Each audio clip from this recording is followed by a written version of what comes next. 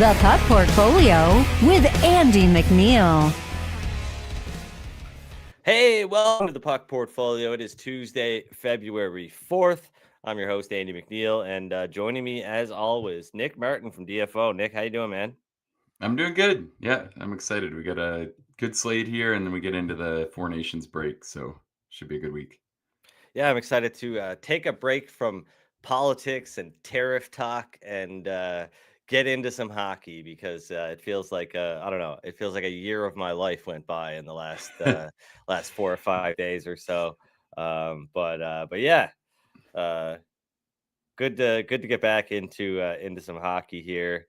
And yeah, we got a big slate today. It's one of 2 days this week. Of course, we're approaching the break for the Four Nations face-off, which starts on Wednesday, February 12th, and goes to, I think, the 20th, I believe, is the gold medal game. So it's a big stretch there. But the NHL is going to break after this weekend. Super Bowl Sunday. There are 2 games on Super Bowl Sunday, 14 games on Saturday, and then the NHL will be breaking for the Four Nations face-off. So we got a big week ahead of us, and then a little bit of a break. We won't have a show during the first week of the Four Nations face-off. I'll be taking some time off to attend to some non-hockey related things that I have to attend to that I don't get a chance to do all season long, considering we're a lot of the time we're working on the weekends, etc. But it's a good chance for me to take a break and do some family stuff, etc. Take care of some renovations that are half finished that I started in the summer and didn't finish since the hockey season started. So that'll make my wife happy and maybe make me a little bit happier too. So anyway, let's get into the slate today. I do want to start by saying I wrote up a preview on dailyfaceoff.com this morning. The Winnipeg Jets and the Carolina Hurricanes. The Hurricanes coming into Winnipeg to play a road game here. And I bet the Jets, but turns out that it's not going to be Connor Hellebuck starting in goal for the Jets today. Hasn't been confirmed, at least not yet, I don't think. But it does look like Eric Comrie is likely going to get the start. So I don't know. The Jets just deciding to give some points away here to the Carolina Hurricanes in an otherwise, I think, winnable matchup. But a tightly contested contest, even with Hellebuck in goal. But the Jets were an underdog, I guess for good reason. Now that Eric Comrie is going to be in goal. And that, of course, has had some ramifications in the betting market. Across the board, Winnipeg was around even money, plus 105. But now at Pinnacle Sports, Carolina, a minus 136 favorite. The Jets coming back on the other side at plus 123. And honestly, I wouldn't be surprised if that ticked up a little bit here. I think it's a fair price, but people will probably look to bet against the Winnipeg Jets now that Connor Hellebuck is not in goal. I guess, if something happens and he does end up starting, it'll be a great opportunity to get down on the Jets. But as of right now, it looks like that will not be the case. So a lot of what I wrote revolved around Hellebuck and why he made the Jets such a good bet this season. We've talked about it on the show, so it's kind of taking the wind out of my sails a little bit this morning. The Hurricanes, they're looking to bounce back after a 4-2 home loss to the Los Angeles Kings on Saturday. That was Frederik Andersen's first loss since returning injury on January 20th. Only his second loss of the season, but of course he's only played 8 games this season, winning 6, posting a .903 save percentage and a 2.47 goals against average. I guess there's a chance that Kochetkov could get the start tonight, especially now that Comrie is likely going to go for Winnipeg. Maybe that will influence Rob Brendamore's decision here, but yeah, he has been undefeated in regulation over his last 6 starts. So that is maybe a decision that the Hurricanes will make. But yeah, I guess a little bit about why I liked the Jets a little bit more than Carolina here, given the price. The Hurricanes continue to be one of the best teams in terms of controlling play. They've owned about 58% of the shot attempts at even strength and 58% of the expected goals at even strength over the past month. They also rank as a top 5 offensive team at even strength during that span. But yeah, only 7 teams have allowed more goals per 60 minutes over the last month than Carolina has been. And I know they've been a bit better lately, especially since uh, Anderson has come back. But I'm shifting gears now, and I did already lock this one in. I didn't actually include it in my preview in the first place, but I made some edits and just kind of added a disclaimer in there that while I did bet the Jets and I'm stuck with that bet, I'm not buying off or anything like that. I'm just going to let it ride.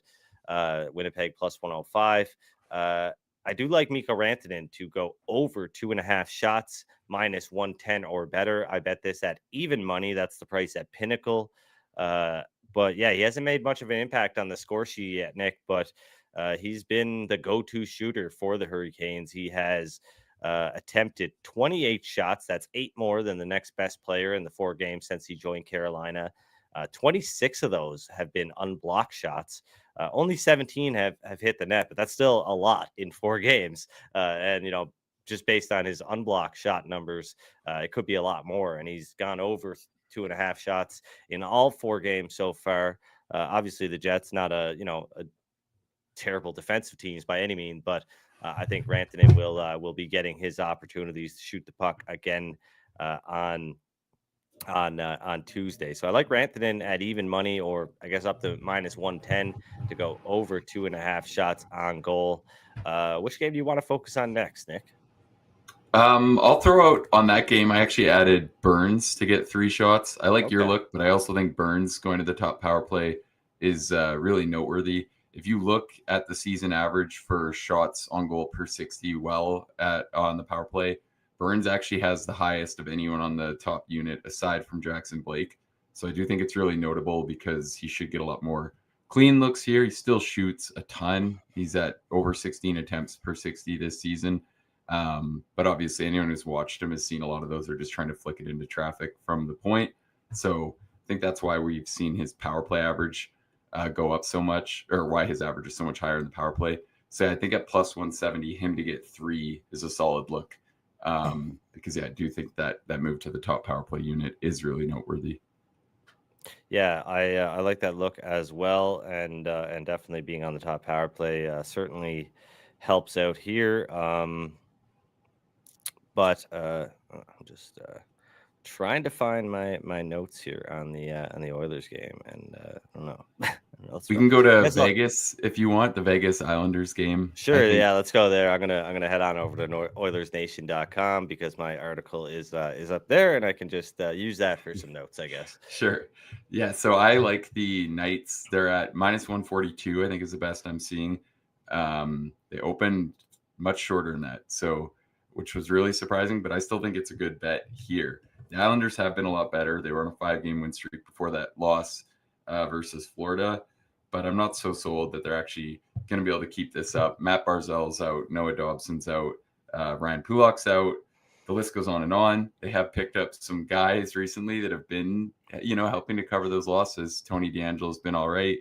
Scott Prunovich can help cover some of that. They grabbed Boquist off waivers, but at some point, I think this little makeshift defensive core won't hold up that well. And I still think the Knights are playing quite well. I think it's a decent spot to get them coming in, having lost 3 straight. I feel like we're going to see them be up for this one and ready to go. And I just think the talent on the roster compared to what the Islanders currently have, not really seeing how this game is priced this closely. I get that the Islanders have put up better results lately, while Vegas has been dropping a couple close games here, but I don't know if we'll see that continue. I kind of think this is just a great spot to buy on a much better Knights team. Yeah, and current odds at Pinnacle for that one, minus 143 for the Vegas Golden Knights. So pretty close to where you're talking about. I guess the next bet that I'll talk about is I have the Capitals and Panthers going to regulation draw. So going back to the well on this one, Washington has been they've been going to overtime a lot lately. 7 of its last 15 games for Washington.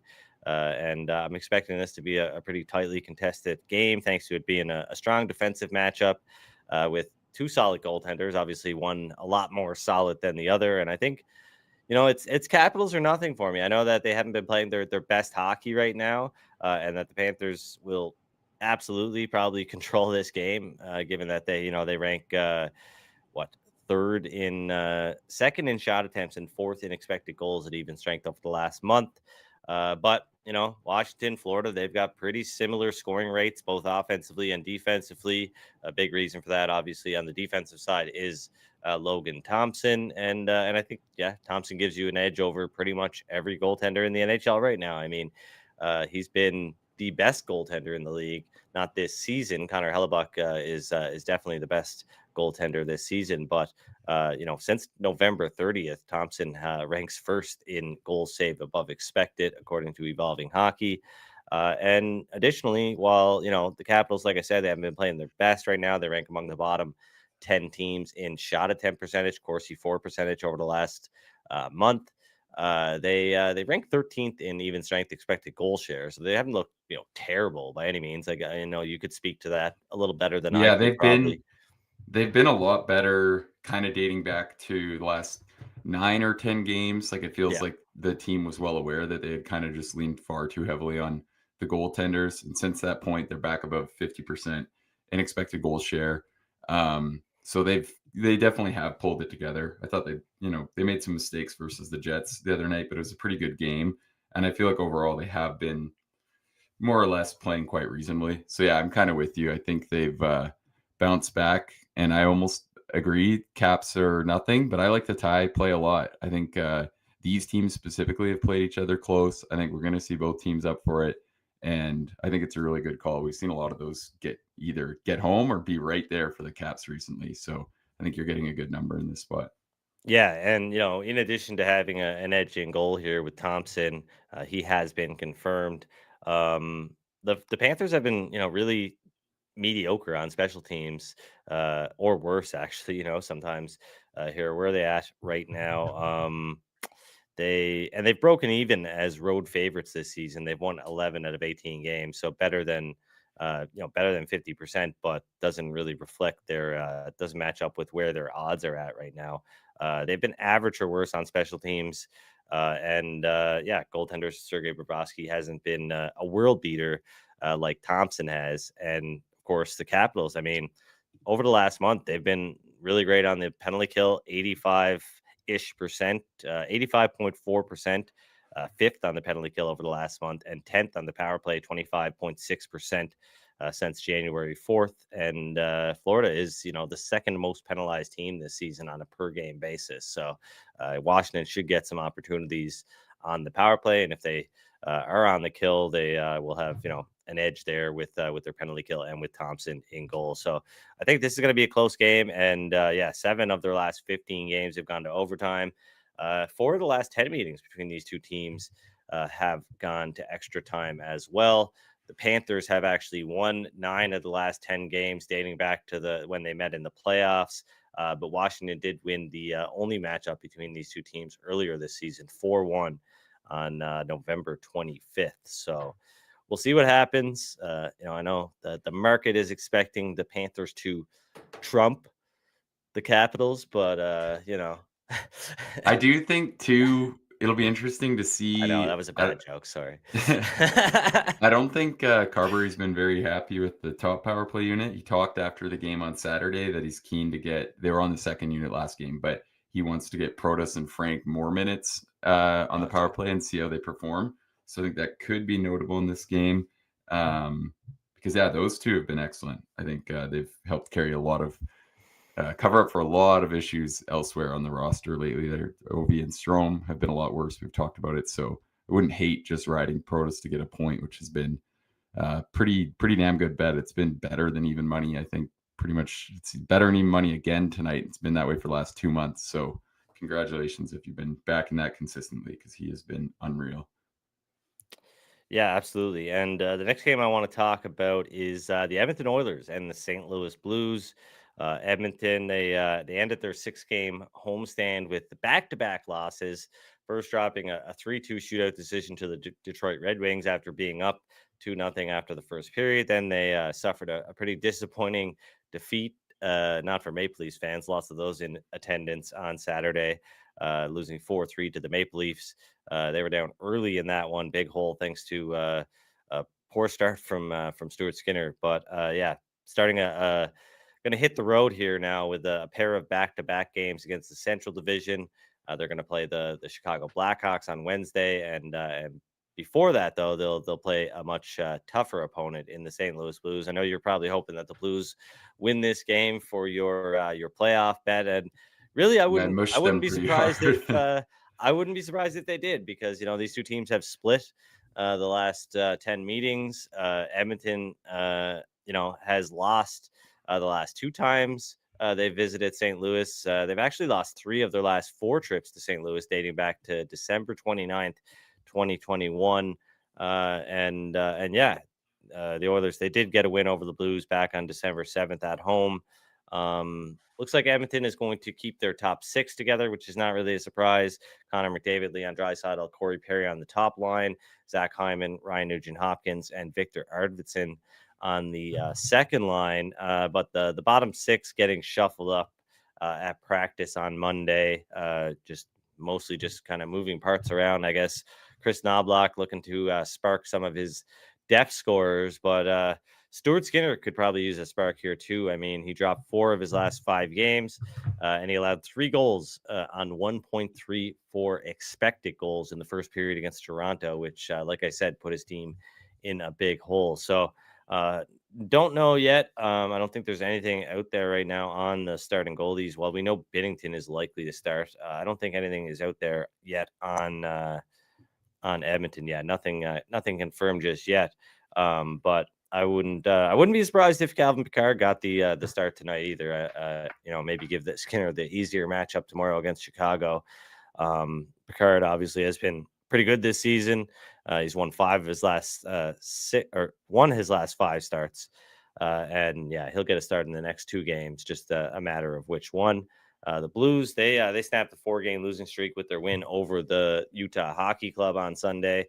This is a 6-game homestand for the Blues starting tonight, and it's going to extend beyond the Four Nations face-off. But yeah, they haven't been great at home this season. They posted their worst home win percentage, 440, since the 2020-21 season. They've won 56.1% of their home games over the last 3 seasons. They've been really good at home in 2 of those 3 seasons. So they're looking to avoid their 4th consecutive home loss on Tuesday. They've gone 15, 13, and 3 under Jim Montgomery. They've shown some pretty notable improvements. I'm sure that's had something to do with why you'd like them to make the playoffs. I mean, under Drew Bannister, they ranked 26th in shot attempts and 28th in expected goals at even strength, but they've improved to 18th and 21st respectively in those categories under Montgomery. And they went from a bottom 10 offensive team to a top 10 offensive team at even strength as well. Yeah, and they've also really done a much better job at preventing goals, even if their goaltending hasn't been much better, really. So, yeah, I wouldn't be surprised if the Blues got this one, but their peripherals have kind of dipped over the last month, and their power play has been mediocre. And the team's penalty kill ranks 3rd worst in the NHL since the coaching change. So Montgomery has some work to do there on special teams. But I'm going in a bit of a different direction here. Leon Draisaitl over 2.5 shots on goal. This was minus 132 at Pinnacle this morning. By far the best price in market. I'm gonna guess that this has moved a little bit, and I'm gonna check on that right now, just for transparency's sake. No, still at minus 132 odds right now at Pinnacle. So I'd take advantage of that, considering a lot of other sports books are minus 143 or higher. He's recorded 3 or more shots on goal in 34 out of 52 games this season, roughly 65%, including his last 4 outings. And he's back playing alongside McDavid at 5-on-5. So I think there's an even greater chance that he's going to continue that trend tonight. He's registered 16 shots on goal over his last 2 games, 10 shots against the Maple Leafs on Saturday. And Pinnacle, like I said, is offering the best odds on him to record 3 or more shots, minus 132. I think that's a really good look for a guy who's hitting this bet at a 65% clip this season. Yeah, I like it. The Blues one is tough for me because the number looked so appealing, and I've never believed in this Blues team at all. And I don't really this year. It just looked like such a soft wild card race, and I really couldn't have timed it worse. They're up to 9-1 to make the playoffs now. So tough go for me there. I do think there's another good market on a team to make the playoffs available today. The Rangers are at plus 170 to make the playoffs. Wait. Well, shouldn't you wait until after they lose to the Boston Bruins tomorrow before you make Yeah, no, your bet on I the like Rangers it to make the press? specifically because I think they're beating the Bruins tomorrow. I know they played a pretty bad game on Saturday versus the Bruins and gave up some easy points, but I think they're going to find a way to follow up that performance versus Vegas on Sunday. And I think plus 170, I can see the argument that it's not the greatest number when you look at how many teams are actually in the running. But there are two spots that I believe are entirely available between the Red Wings and Blue Jackets. So I think that helps the Rangers' case a lot. Obviously, it feels like they could get going with Miller here, who's been impactful in the first two matchups. And I just look at the teams that are between those spots. And as low as I've been on the Rangers this year, I want to take the chance that they're going to get it going and turn things in the right direction because I don't really believe in any of them. I think Columbus was the best of the bunch, but their injury situation right now has become a disaster. Marchenko had been absolutely unreal for them this season at both ends of the ice. Best, I don't know if it's still true or not, but he had the best plus minus in the league. All of his underlying stats were unreal, had been just highly productive no matter who he played with.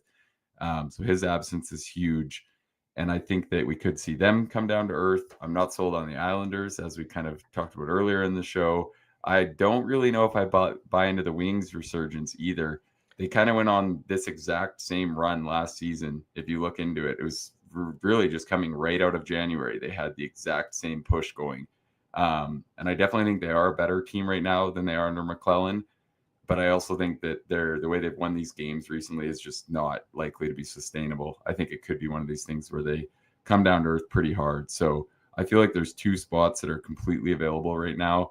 And I'm not really sold on any of the teams pushing for them other than the Lightning. I think will probably find a way to grab one of them. But yeah, altogether, I think plus 170 is a pretty great number. I think we're going to see the Rangers go on a little run here. I think they're kind of the best of those teams in the mix. Yeah, no, I see where you're coming from, and I definitely agree with you about the Detroit Red Wings. I think the only thing that's really changed is their goal share. Nothing has improved. Their underlying metrics haven't improved really all that much, if at all. And the only thing I would say is that as of last Wednesday, when I updated the strength of schedule over at CanadaSportsBetting.ca. Detroit had the second easiest remaining schedule, so that's gonna maybe play into things a bit, and maybe they'll be able to take advantage of it. But hey, if you don't play well, it's still gonna be tough to win games down the The league's stretch. so close. Yeah, and the other note too for the Rangers, I think it's a really good spot for them where we could see this really change quickly over a week because they host the Bruins tomorrow, who will be playing back to back. So I take I that like back. that spot. I'm sorry, Detroit has the second hardest schedule. I was looking at it backwards, so that's totally in their Okay, even favor. better. And yeah, to go into the Rangers schedule, though, I think we could really see this number swing heavily because they host the Bruins, who are playing back to back tomorrow. So I like their chances in that one. They host the Penguins on Friday, so gotta like their chances there. And then they will be playing back to back versus Columbus on Saturday. But as I said, I think that's a really good time for them to get this game out of the way because they obviously need to catch Columbus, and Columbus will be without a lot of key guys. So I think the schedule's shaping up really well to take a shot on this right now. It could be kind of either the time to buy, or I think you're passing for a while. Yeah, absolutely. And what I said about the Bruins before, I was joking. They suck, and Yeah, you're gonna get a they did beat them on Saturday, but no, for sure. That was a great performance by Pasternak, and it's certainly. I mean, it's one thing that stands out uh, now that they've got McAvoy back and whatnot. I think you really see how hard it was, especially when with injuries, when that lineup gets whittled down, teams just pay such close attention to David Pasternak. They double team him. They really cover him strong, like a lot, and it's hard for him to do his thing. But once the Bruins get a little bit, they got to get healthier. They get McAvoy back, etc. Now teams are starting to pay a little bit more attention to some other players, and uh, they're gonna Pasternak's probably gonna get his looks a little more often, and as a result, Boston will be able to do something with the added space that they give some of the other players. Like McAvoy's goal on Saturday was a perfect example of that. They had like 2 or 3 guys on Pasternak at the time, and Charlie was able to just walk in and let that one rip. So I'm still not optimistic about this team at all. And you look at where Boston is; they've got 3 more games played than both of the teams that are sitting in the wild card spots right now, Columbus and Detroit. And yeah, they don't really have. I don't think they have games in hand on anybody. So not a great spot to be in if you're a Bruins fan. And yeah. Yeah, I still like the defensive core, but obviously with McAvoy out, takes a huge hit, and Lindholm as well. But I just don't see it from this offense at all. I feel like you look at all the different holes up and down the offensive core, it really is just Pasta that's, drastically above average at his role. So yeah, hopefully the Bruins, I have them not to make the playoffs, and I'm obviously starting to get pretty excited about that one. Well, I need it. I need them to get in and the Sens to hold, because the future's kind of got to save me this year. You have a bet in the Montreal Canadiens San Jose Sharks game, and I think we got to give props to Jake for his thumbnail today. Bad habits, I like it. Montreal on a 5-game losing skid right now, and all the goodwill that they built up during that little stretch there of winning has kind of started to wither away. And yeah, I mean, I'm not as much of a Canadiens hater as I was when I was growing up, being a diehard Boston Bruins fan. But I gotta admit, I'm a little sad to see Montreal kind of going by the wayside here. So I'm interested to see your take on this game and where you're going with your bet. Yeah, I'm going with one of the chalkiest takes on the board. And I agree. I think this Canadiens team is kind of likable. I feel like there's probably a lot of people that have, learned to hate them less. They certainly aren't the team that I grew up watching with Alexei Kovalev and the Kostitsyn. Yeah. Those guys. I don't know how anybody cheered for those guys. They were the worst. Well, and it's easier to like a team when they're not competitive, really. Sorry, Jake, Yeah. but I feel like that's the reality of it. Is like the rivalries die down a bit when one team's not in the mix for so long, and I feel like that's kind of what's happened a bit there. It's not like you've been the Leafs here, where every playoffs you're meeting in the first round. But yeah, I think it's a good spot to buy on Caulfield. He's only got 2 goals in the last 10, but I'm still really high on him as one of the best goal scorers in the league. I don't think that's much of a tough case to make. And if you look over that span, he's still generating chances at roughly the same rates he has all season. Now he gets the ideal spot for the team to get right. I do think the Canadiens have a solid chance in this game, obviously, versus San Jose. Not sure I want to lay this kind of number. I feel like I kind of prefer just targeting the Canadiens in the prop market. The Sharks have really just been drastically worse than every other team defensively for a pretty large sample here. They're allowing 4.20 expected goals against for over a month. If you go back to the start of January, it's actually worse than that. So pretty ideal spot. It might be Vitek Vanacek here. It might be Alexander Georgiev. I'd prefer it if it was Georgiev, but I don't think it's, a disaster either way if it's Vanacek, who is back with Askarov down in the HL again. Vanacek's got an .885 save percentage and 3.84 goals against average. So pretty ideal either way. And I think we're going to see the Canadiens top line and top power play have a good night in this spot. So yeah, I'm happy with the number for Caulfield here. I think we're going to see him and the team get right with some offense. Yeah, I wouldn't be surprised. Easier matchup for the Canadiens tonight. Samuel Montembeault has been. I guess I should stop calling him Samuel. It's just Sam Montembeault has been confirmed for the Canadiens. Hopefully, they'll get Alexander Georgiev on the other side. That'll make things a little bit easier, I guess.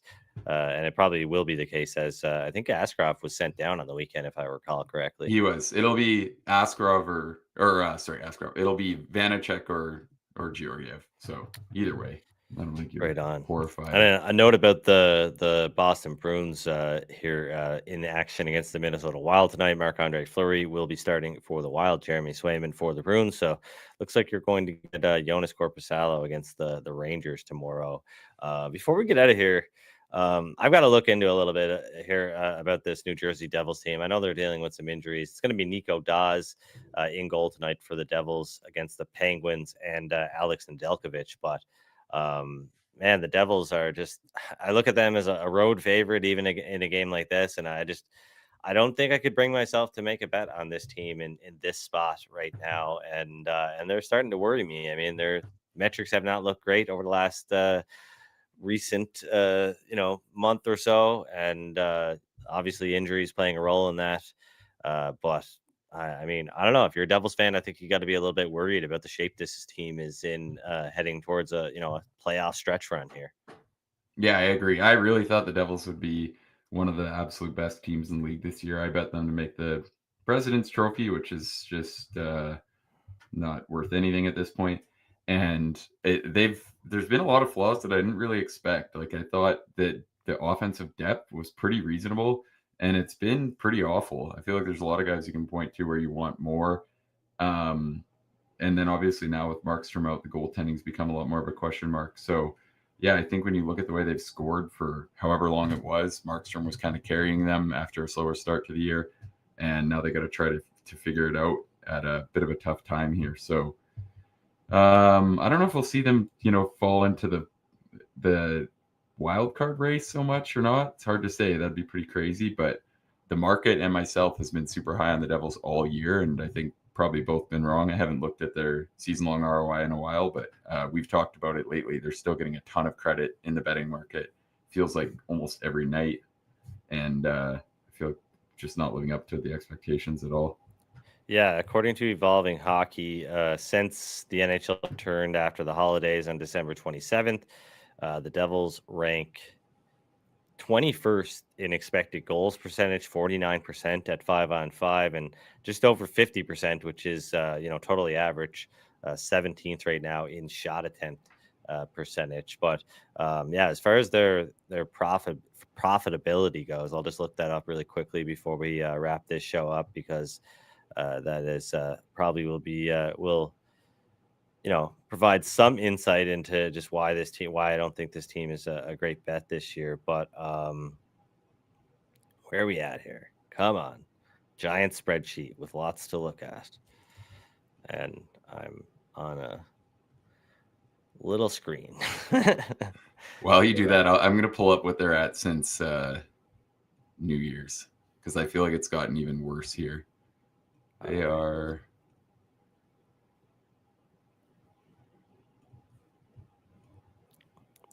Since go ahead. January 1st, they are 5-9 straight up with a minus 45% ROI. So that's about as awful as it has felt, because I feel like there's been a ton of games where they're huge favorites and they just haven't been living up to the expectations.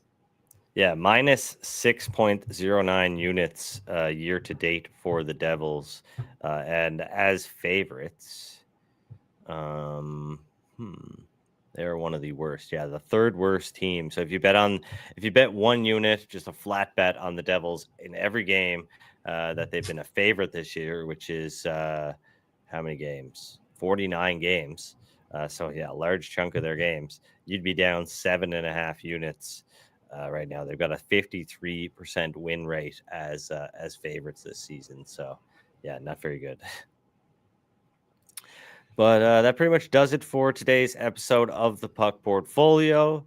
Hopefully the Winnipeg Jets eke out a win somehow, even with Eric Comrie in goal. I'm not optimistic, but like I said, I'm stuck with that one now.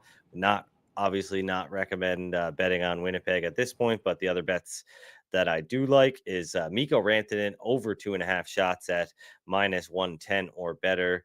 I like Leon Draisaitl at over 2.5 shots. That's, I'd say, minus 140 or better, but you can get minus 132 at Pinnacle, which I think is a pretty good price, a pretty great price, actually. And then I've got the tie in Washington and Florida. That is plus 317 at Pinnacle, plus 310 at Sports Interaction. So shop around for the best price there. You want to quickly recap your bets, Nick, before we wrap this thing up? Nick is muted. So I believe he was on the Vegas Golden Knights. They are currently Down to minus 128 at Pinnacle.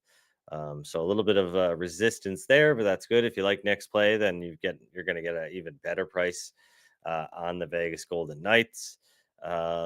He's on Cole Caulfield to score an anytime goal, if I recall correctly. And I won't bother looking up the price because that's going to take me forever. He's on the Rangers plus 140. Thank you very much. There he is. He can finish recapping. I said you were on the Vegas Golden Knights. That's actually gone down to minus 128 there at Pinnacle. So I'm not sure what that's about, if there's any injury or anything that we don't know about, but um,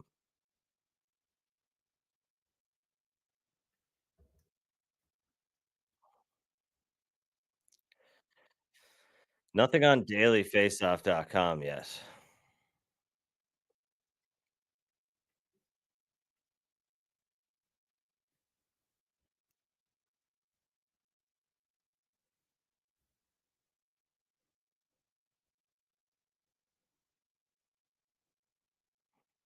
Number Samsonov hasn't been that bad, and I still feel pretty good about it as a spot for the night. So, yeah, I don't think there's anything too awful about that at all. Yeah, speaking of Vegas, just one other note. William Karlsson, he's been out for a little bit, a little bit here, but he is not close to returning, and as a result, is going to miss the Four Nations face-off. And I can't remember who replaced him, but they did Ricard announce his. Raquel got the That's spot. right. That's right. Yeah, that's a pretty good replacement based on how he's been It playing with is. the Penguins this season. I'm So still kind of surprised. I mean, not on this one because I like Raquel, but I'm still kind of surprised they didn't take Backlund. Especially, it's kind of interesting, and maybe it's because Sweden thinks they actually need that added offensive punch. But you look at how many of these teams go out of their way to take role guys. I'm kind of surprised that Backlund didn't get one of the spots. He has been a lot worse lately, though, so they've definitely looked smarter, I think, since the time of announcement. But yeah, we'll see. I think that I'm excited to see how Sweden does. I think that team can be really confident. It feels like Finland. I don't want to just completely write them off, but I feel like more than anyone else, they really needed Heiskanen. They only had, I think I heard it was 11 NHL defenders to pull from. I think if anything, this team might have gone with a non-NHL defender if they had the option to replace Heiskanen. But yeah, it starts to get pretty tight when you're pulling 6 from 11 compared to all these other teams who it's like, you take out Pietrangelo and you're still arguing between like 6 guys that should be getting his spot on Team Canada. Yeah. it's going to be interesting. Speaking of the Swedes there, so this is 18 hours ago. There's a quote coming from Linus Ullmark. I don't care about the Four Nations at the moment. So it'll be interesting to see where he goes with his decision on whether or not he's actually going to play in the tournament or not. I guess we'll find out about that sometime this week. But yeah, I mean, he's gonna have to make a decision right now. But he looks like he might be ready to return tonight. I'm not sure if there's any word on that yet, but yeah, he was really close yesterday. So yeah, we'll see how that goes. And it does feel like a bit of a nagging injury for him. But I mean, Sweden's got Gustafsson too. So it's not for like sure. Yeah, but you're going to see Sam Ersson get into game action here for them. No. I feel like that's kind of been a talking point for the whole tournament that I haven't really agreed with is people are making it sound like this is like a 20-game tournament where you're going to need 3 goaltenders and having 3 elite goaltenders is going to be some advantage when realistically, like if you're Canada and Aiden Hill gets going early, you could probably just ride him in every game if you wanted to. I don't know if that's what'll happen, for sure. But yeah, anyways. It certainly wouldn't help though to have, Frederick Anderson, Linus Ullmark, and Gustafsson all together, right? So for sure. I mean, they'd prefer it because now, Gustafsson comes out, doesn't play great. You're in more of a hole for sure. But yeah, we'll see. We will see.